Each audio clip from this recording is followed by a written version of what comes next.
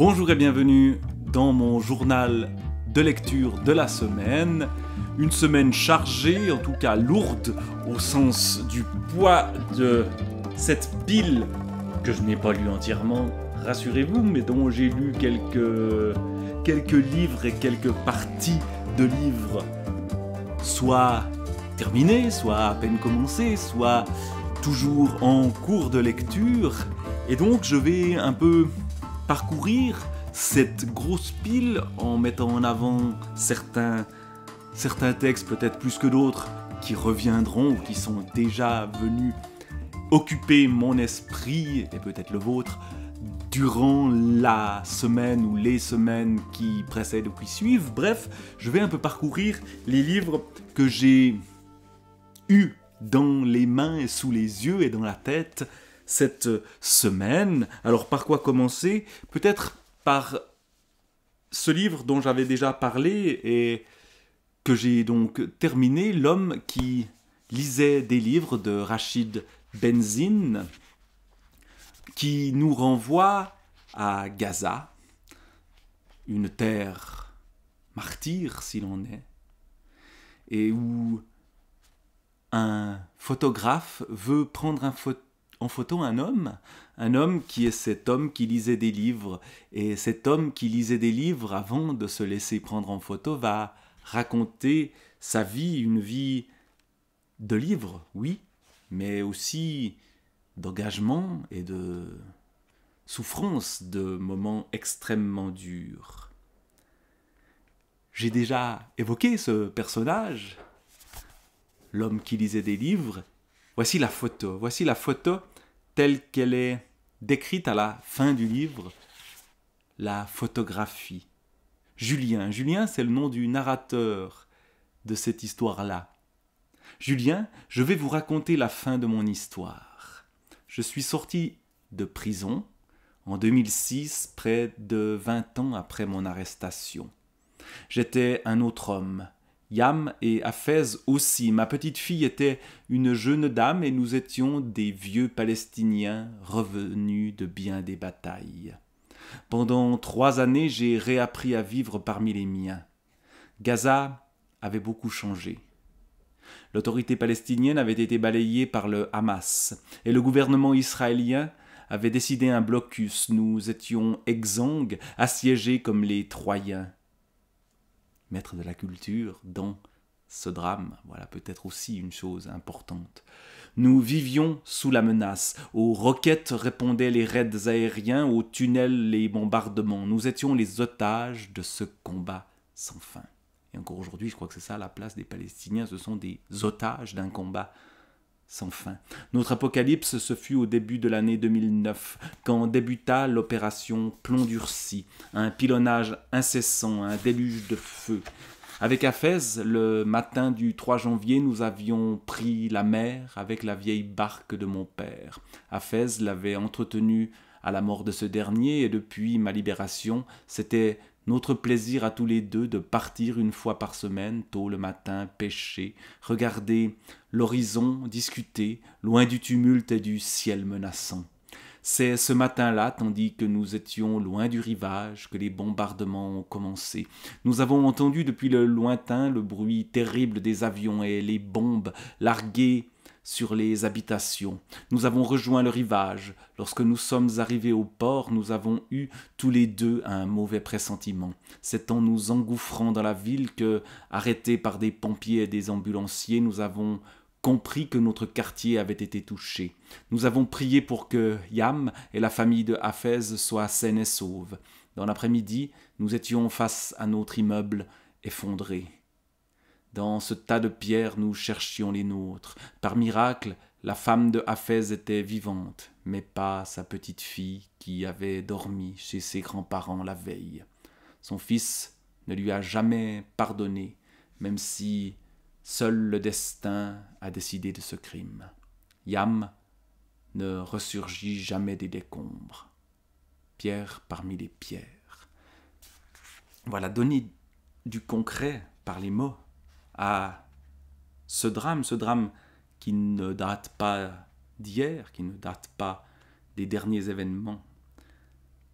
Ben voilà peut-être à quoi sert un livre comme celui-là, un roman, mais un roman qui tente de décrire ce que peut être une vie dans de telles conditions.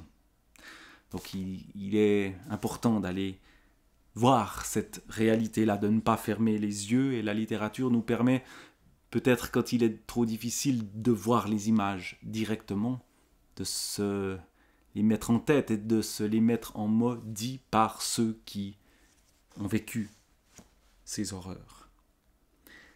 Alors, d'autres livres cette semaine, d'autres livres qui racontent aussi la perte, la disparition et les lieux. Et même si on est très loin de Gaza, j'ai lu aussi le très beau livre de Daniel Bourrion, Le pays dont tu as marché la terre, qui nous raconte un pays, un bout de pays, de campagne, où a vécu la personne dont parle le narrateur de ce livre, à la mémoire de René Neveu, sans doute, peut-être est-ce lui, l'homme dont on parle, un homme qui a été essentiel dans la vie de celui qui nous raconte l'histoire, et qui pourtant, parce qu'il n'est plus de ce monde, est effacé de la mémoire, mais aussi effacé des lieux qui l'ont vu vivre. Or, on retourne sur les lieux et on fait revivre les instants passés de ce personnage qui a une vie tragique, une vie qui passe entre les radars, qu'on ne voit pas. Et tout cela, cette tentative pour retrouver l'ami perdu, l'ami d'enfance, à travers les lieux, se fait dans un style extrêmement sensible et précis et qui souvent a quelque chose qui rompt avec le ronron habituel des mots que l'on lit.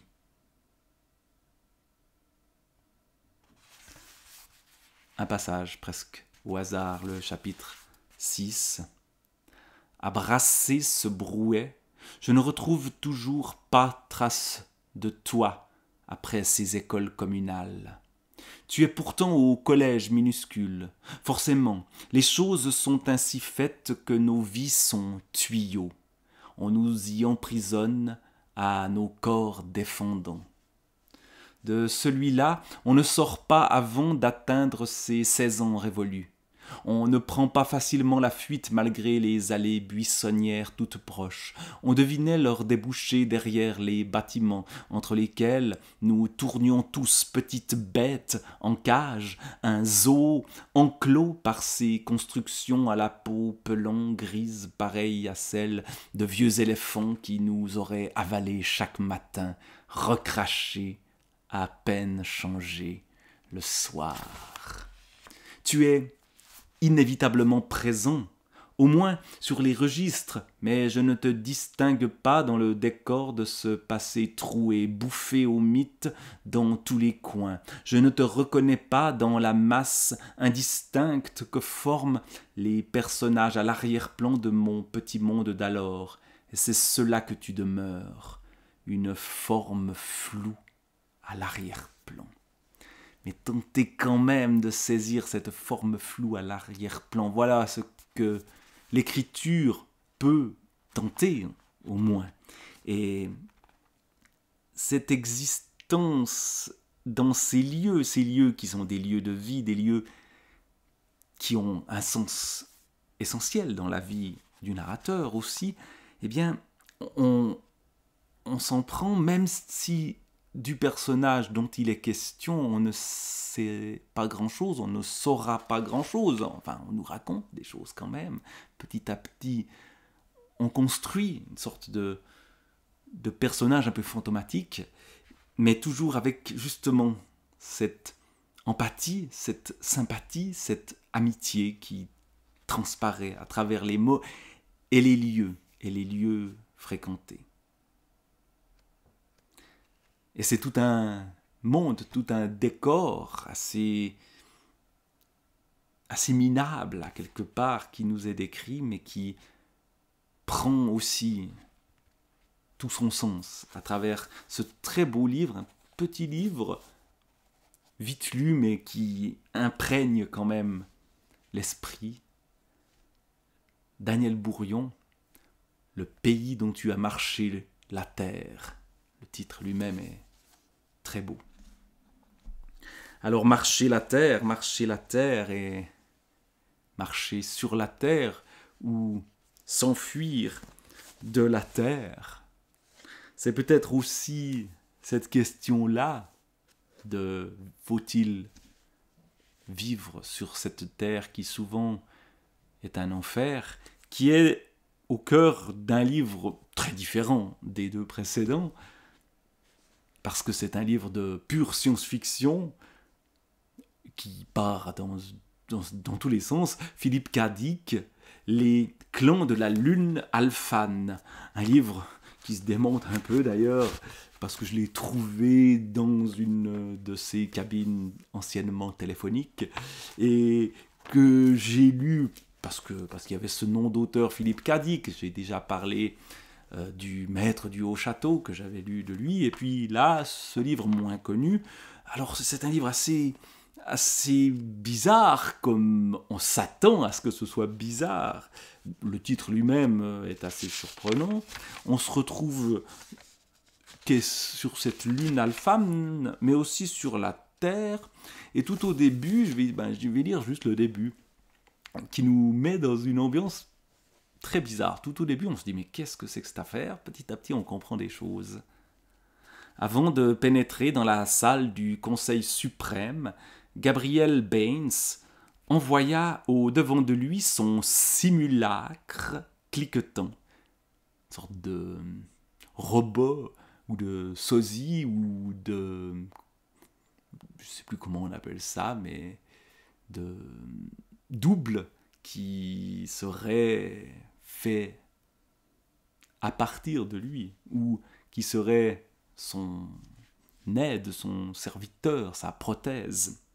Bref, envoya devant lui son simulacre cliquetant, fabrication Mance, tiens, qui sont les Manses, pour voir s'il ne risquait pas d'être attaqué. Le simulacre, construit avec ingéniosité pour ressembler à Baines en tout point, rendait de multiples services depuis qu'il avait été construit par le clan inventif des Manses, mais Baines l'utilisait uniquement pour son système de défense. Se défendre était sa seule conduite de vie, ce qui lui donnait le droit de faire partie de la communauté Par d'Adolpheville, à l'extrémité nord de la Lune. Voilà qui est bien étrange. Qui sont ces Manses, ces Par, cette espèce d'hologramme qui sert à sa sécurité, et ce nom, Adolpheville, évidemment, le prénom Adolphe n'est pas tout à fait ici par hasard.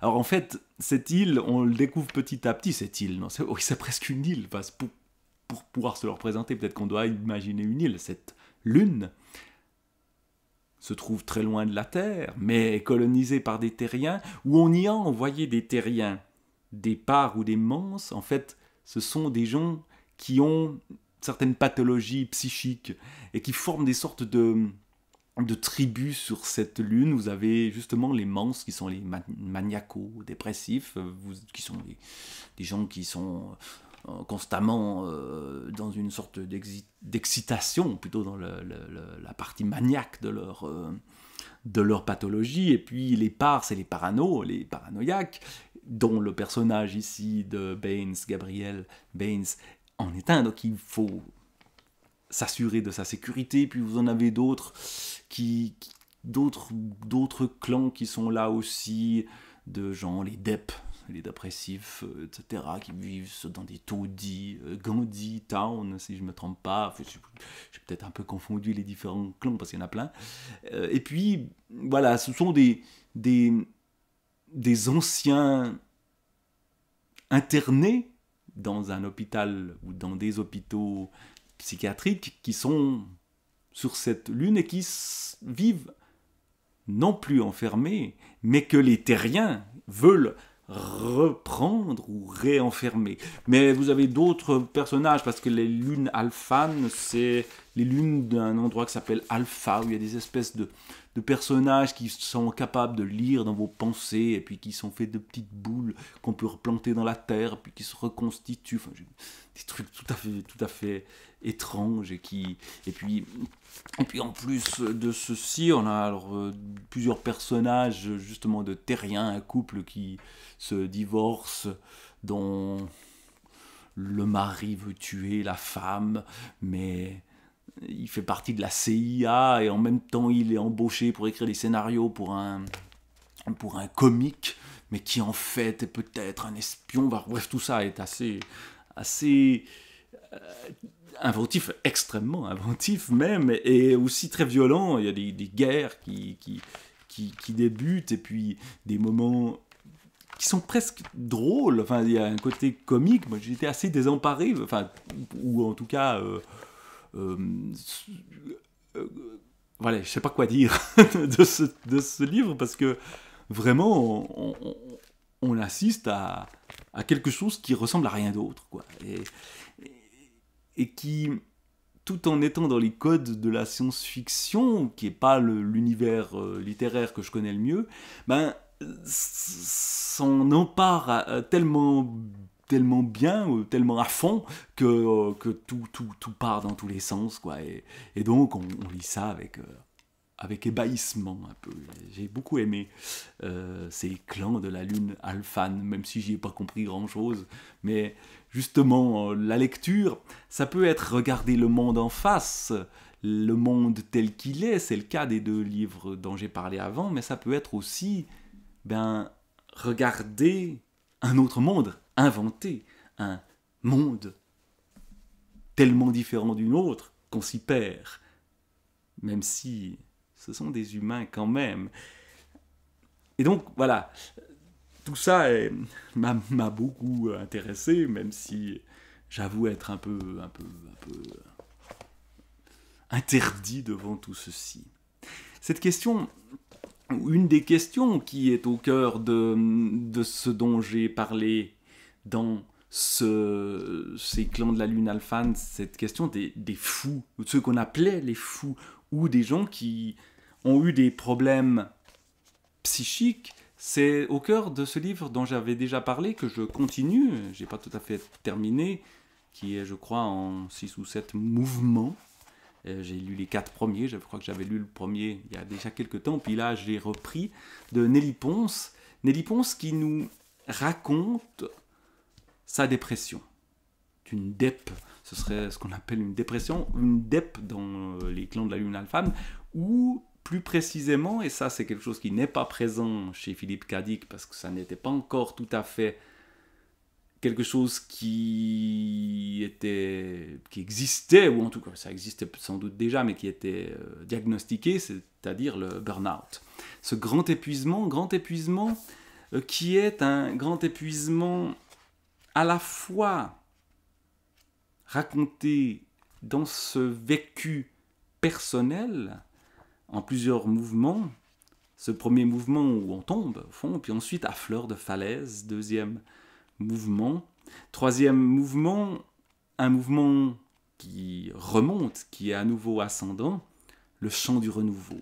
Et puis, donc, on parcourt avec elle ce moment où pendant plus d'une année, voire 2 ans, elle ne peut plus rien faire. Elle ne peut plus non seulement travailler, mais toute activité, au début en tout cas, est impossible. Elle va se retrouver justement dans une clinique, puis elle va en sortir.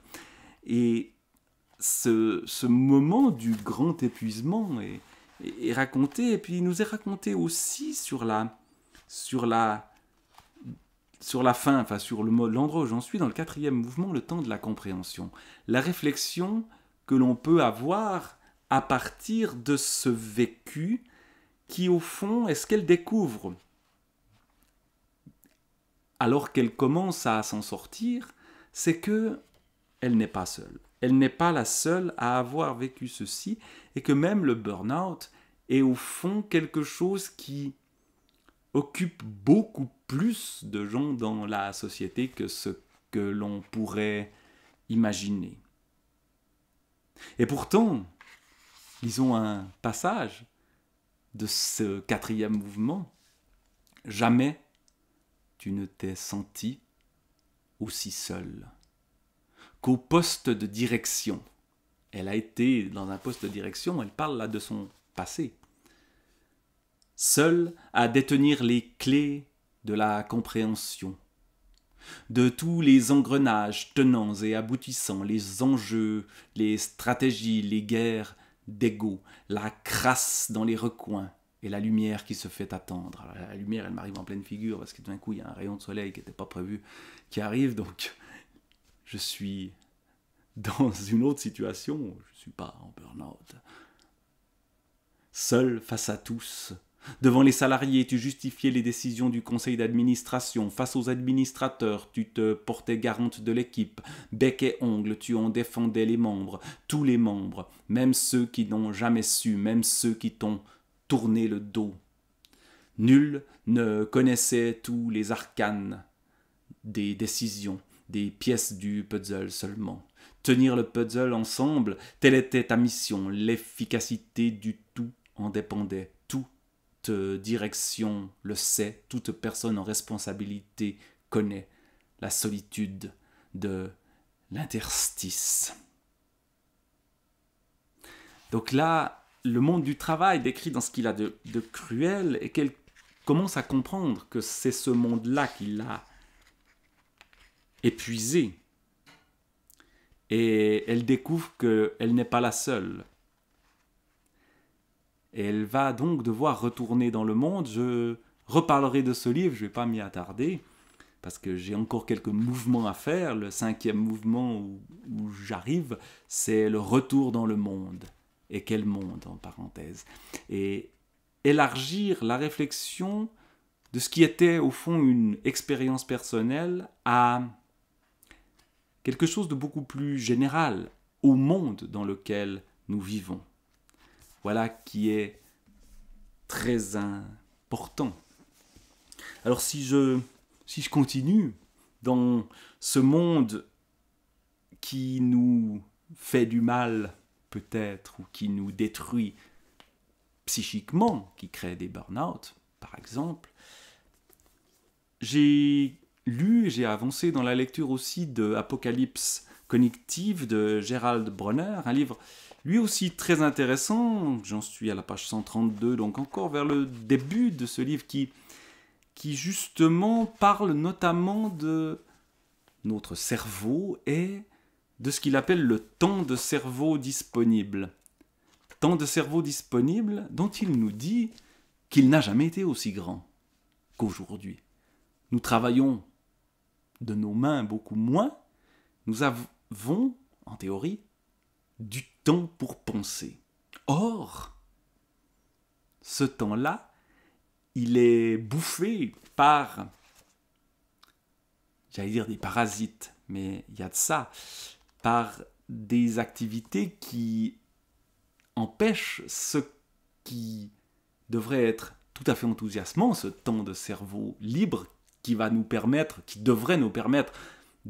de trouver de l'inventivité, de la créativité, qui, pour pouvoir être véritablement un temps gagné, ce temps de cerveau disponible doit être, au fond, quelque chose qui prend son temps. On devrait avoir le temps aujourd'hui de penser, mais on ne le prend pas. Et peut-être aussi parce que nous sommes bouffés par l'économie de l'attention, par les écrans, évidemment. Voilà un des sujets qui est au cœur de ce livre. Il y a par exemple, la place de la pornographie qui est énorme. Par exemple, parce qu'elle se fait discrètement.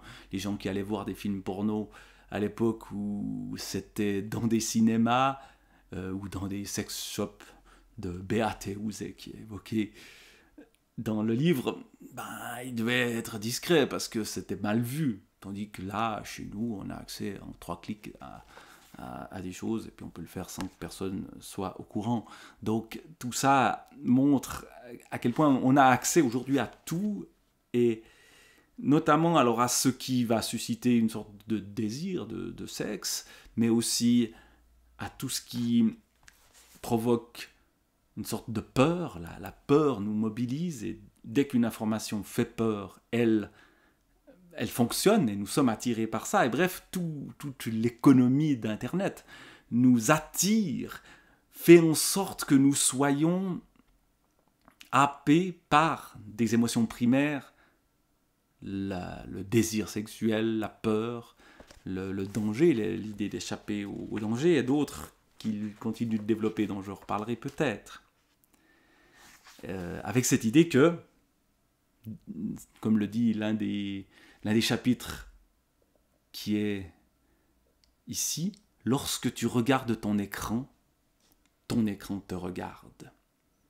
Avec une réflexion, alors là aussi, il parle souvent de choses très concrètes. Et là, c'est une chose qui m'a frappé. Je m'étais fait une fois la remarque, notamment en regardant mes élèves. Évidemment, ils sont souvent devant des écrans, mais il y a une chose qui existait au début et qui n'existe plus. L'industrie du chewing-gum est en crise. Effectivement, je vois plus des gens qui mâchent des chewing-gums. On avait ce problème en classe au début, où j'étais il y a une quinzaine d'années, où c'était un peu un débat, est-ce qu'on les laisse mâchouiller des trucs ou pas, etc. Aujourd'hui, ça n'existe plus. En tout cas, ou alors on ne le remarque pas, ceux qui le font. Depuis plusieurs années, ces ventes sont littéralement en chute libre. Notamment en France, qui est le deuxième plus gros consommateur au monde de cette friandise derrière les États-Unis. Tiens, mais pourquoi? Comment en est-on arrivé là? Pour le comprendre, il faut savoir que cette confiserie figure rarement sur la liste des courses. On ne va effectivement pas au magasin pour acheter des chewing-gums. Il s'agit plutôt d'un achat impulsif de dernière minute que nous faisons lorsque nous sommes contraints de faire la queue aux caisses. C'est une dimension que les vendeurs de chewing-gum ont parfaitement intégrée puisqu'ils ont installé des centaines de kilomètres de présentoirs autour des caisses des supermarchés. Or, l'apparition des caisses automatiques ne leur est pas favorable car les présentoirs y sont plus petits et les marques de chewing-gum ont perdu en quelques années 20 km d'exposition. Mais ce n'est pas tout, nos enfants nous sollicitent moins qu'avant pour acheter ces friandises. Une bonne façon de les faire patienter parfois, lorsqu'on attend pour régler nos achats. Et nous-mêmes n'en avons pas toujours l'idée, car notre attention est attirée par autre chose. Évidemment, les écrans devant lesquels nous sommes, qui ne nous proposent pas des chewing-gums. Quand nous sommes à la caisse, nous voyons à peine la caissière ou le caissier. C'est peut-être l'un des gros problèmes aussi, la question des rapports humains aujourd'hui. Alors il y a plein de réflexions très intéressantes sur le sommeil notamment, sur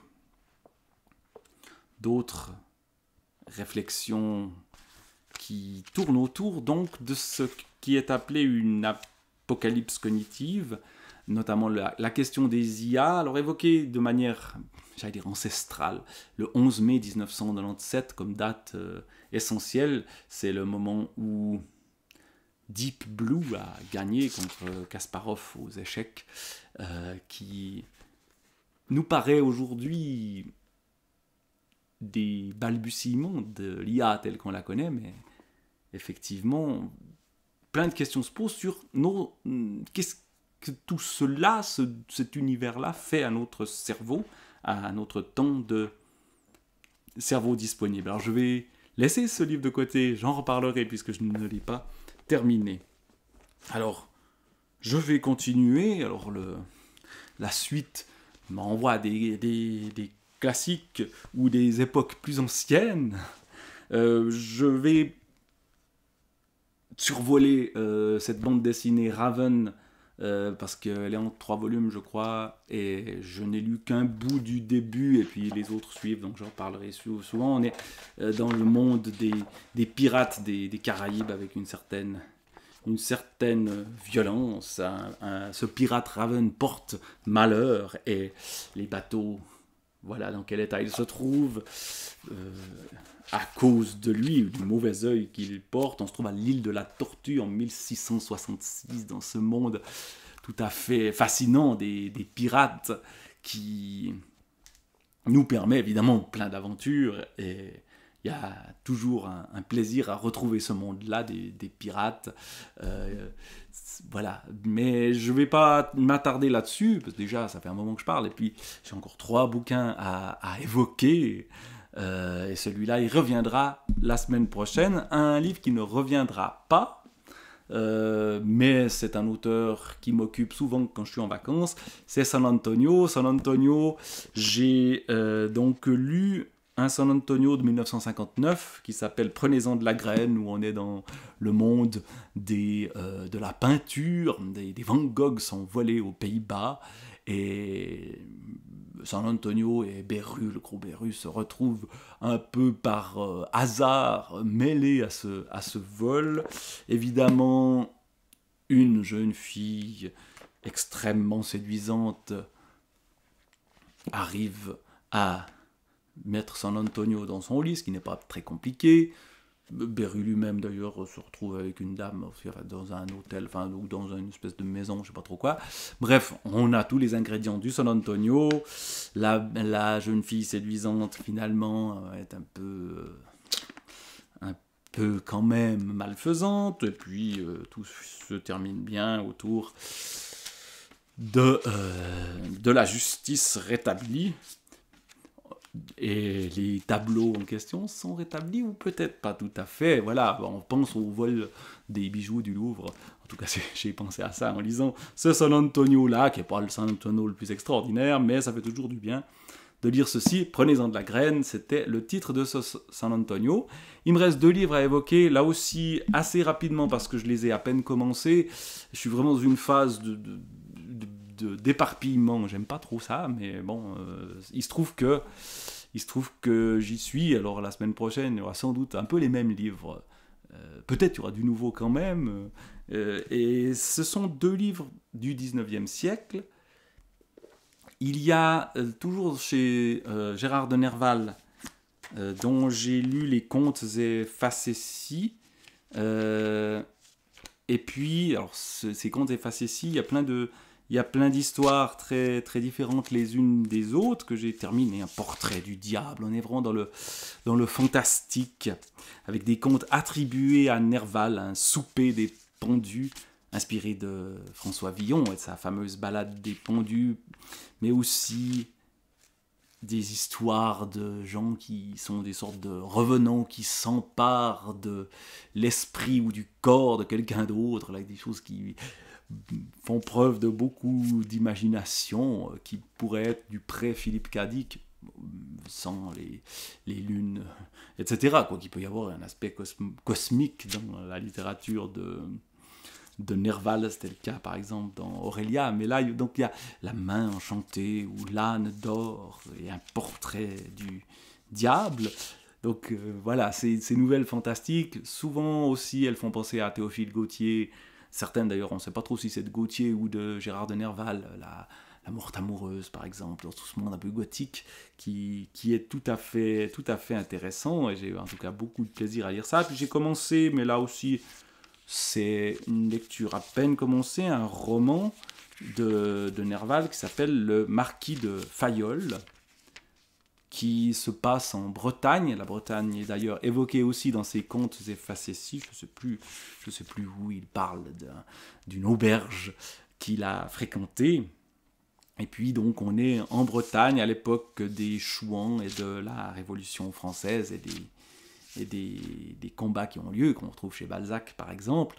Donc voilà, je vais parcourir ceci, mais je ne vais pas prolonger l'analyse de ce texte, enfin l'analyse, la réflexion là autour, parce que justement j'en suis à peine au début. Et puis dernier livre, là aussi dont je vais parler assez rapidement parce que ça fait pas mal de temps que je déblatère ici, c'est chez Zola. J'ai lu beaucoup de Zola, j'avais lu tous ces Rougon-Macquart à la suite il y a quelque temps, et là je n'avais jamais lu Thérèse Raquin. Je l'avais vue au théâtre, mais je ne l'avais jamais lu, et donc je suis entré dans Thérèse Raquin. Alors là on est, contrairement à Nerval, qui est dans un monde qui frise avec le fantastique, dans quelque chose de beaucoup plus réaliste, dans quelque chose qui fait penser plutôt à des auteurs comme Flaubert par exemple, et au reste de l'œuvre de Zola, dans cette famille Raquin, cette Thérèse Raquin qui se trouve passer son enfance dans un milieu où tout le monde est malade, enfin surtout son cousin Camille qui est malade, et que sa tante va cocoler et lui va rester un peu rachitique alors qu'elle a du sang. Alors évidemment elle a du sang africain, donc il y a un peu toute cette histoire de sang et de génétique qui nous pose peut-être aujourd'hui quand même quelques problèmes. Elle est passionnée, cette Thérèse Raquin, passionnée au point que le premier homme qui passe, qui n'est pas son mari et puis qui est un peu plus costaud, elle va se jeter sur lui, c'est un certain Laurent, et puis petit à petit leur histoire d'amour, ou au moins leur désir irrépressible, va donner des idées assez ambiguës, des idées de meurtre. Du moins c'est ce que l'on comprend à la page 64 où j'en suis, de Thérèse Raquin, avec toujours ce style de Zola qui est très précis et qui permet de montrer l'évolution psychologique des personnages et aussi leur cadre, le cadre où ils vivent avec ce qui les oppresse, qui est très présent, et les rapports entre les différents personnages qui sont aussi très très bien détaillés. Alors là aussi, je ne vais pas passer encore 3 heures à en parler aujourd'hui, puisque je vais poursuivre cette lecture-là. Donc là, ce journal de lecture a balayé beaucoup de choses, beaucoup trop de choses, mais voilà, c'est le bilan de la semaine, d'une semaine un peu où je suis parti dans toutes les directions, dans mes lectures. Alors on va essayer de se recentrer, ou pas, on verra bien. Ce qui est sûr, c'est que j'ai des choses en cours et que je vais poursuivre, et que la semaine prochaine, à coup sûr, Thérèse Raquin, il en sera question, à coup sûr, l'apocalypse cognitive de Gérald Bronner aussi, et puis très vraisemblablement les bandes dessinées Raven, Gérard de Nerval, et puis le grand épuisement de Nelly Pons aussi. On y reviendra, et puis il y a toujours des petites choses tout d'un coup qui se glissent là au milieu, et voilà. Mais je vous souhaite une bonne semaine et au revoir.